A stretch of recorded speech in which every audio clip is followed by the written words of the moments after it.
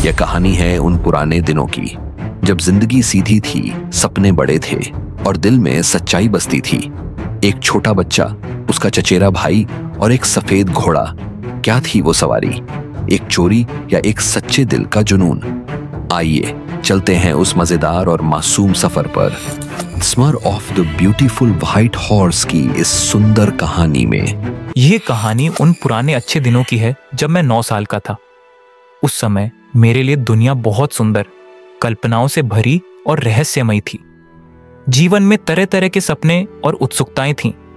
मेरा चचेरा भाई मोरेड, जिसे बाकी सब लोग थोड़ा सनकी समझते थे, एक दिन सुबह के करीब 4 बजे मेरे घर आया। उसने धीरे से मेरे कमरे की खिड़की थपथपाई और मेरा नाम लेकर मुझे जगाया। मैं बिस्तर से उछलकर उठ गया और खिड़की से बाहर देखने लगा।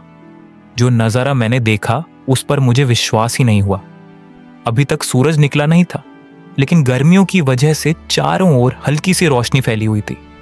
मैं साफ देख सकता था कि मोरेड एक सुंदर सफेद घोड़े पर बैठा हुआ है। मैंने अपनी आंखें मलकर फिर देखा, सोचने लगा कि कहीं सपना तो नहीं देख रहा।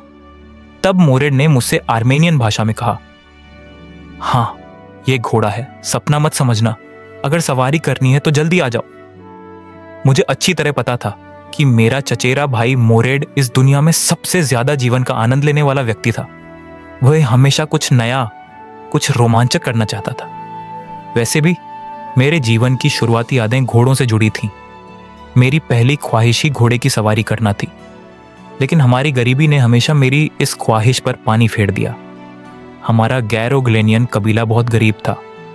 हम सब गरीबी से जूझते हुए ईमानदारी से जी रहे थे। हमारे परिवार में हर कोई यह मानता था कि दुनिया में सबसे पहले ईमानदारी होनी चाहिए। चोरी करना तो दूर की बात थी, किसी का अनुचित फायदा उठाना भी हमारे लिए पाप था।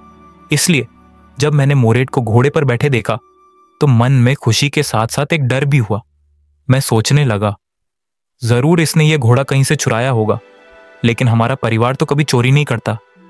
फिर भी मैंने पूछ ही लिया, मोरेड, ये घोड़ा तुमने कहां से चुराया? मोरेड ने हंसकर मेरी बात टाल दी और कहा, क्या तुम सवारी करना चाहते हो या नहीं? अब बात साफ थी, मोरेड ने घोड़ा चुराया था, लेकिन वह मुझे भी अपने साथ सवारी करने के लिए कह रहा था। यह मेरी मर्जी थी कि मैं सवारी करूं या नहीं। मैं अपनी इच्छा को रोक नहीं पाया। जल्दी जल्दी कपड़े पहने और खिड़की से कूदकर आंगन में चला आया। मोरेड ने मुझे अपने पीछे घोड़े पर बैठा लिया। हम वॉलनट एवेन्यू पर रहते थे। हमारे घर के पीछे ही देहात शुरू हो जाता था, जहां अंगूर के बाग, फलदार पेड़, सिंचाई की नालियां और कच्ची सड़कें थीं। कुछ ही मिनटों में हम वहां पहुंच गए। घोड़ा धीरे धीरे दुल की चाल चलने लगा। ठंडी हवा चेहरे को छू रही थी। मोरेड इतना खुश था कि गाना गाने लगा।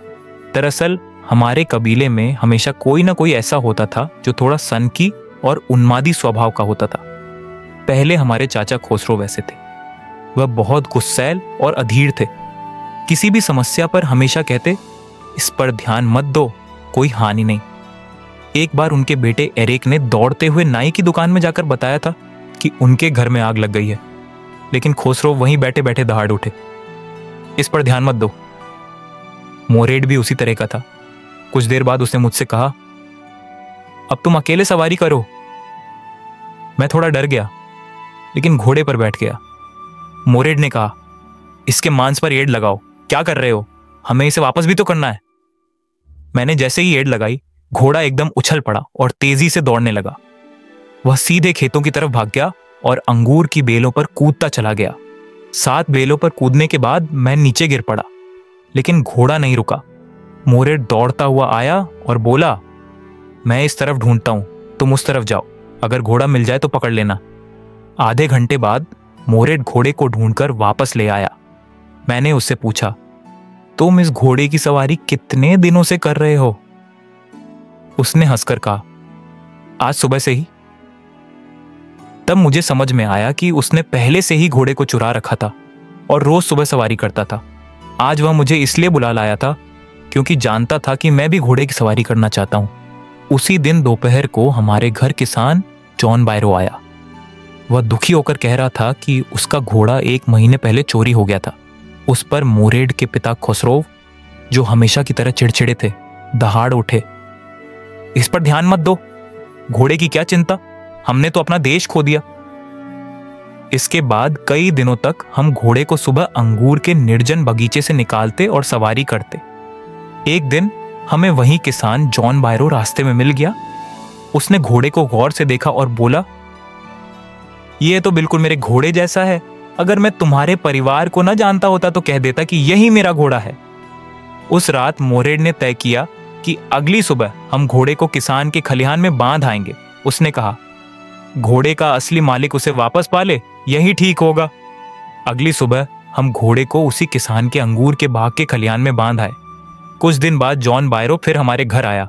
उसने बड़े खुश होकर बताया कि उसका घोड़ा पहले से भी ज्यादा मजबूत और अच्छी हालत में लौट आया है।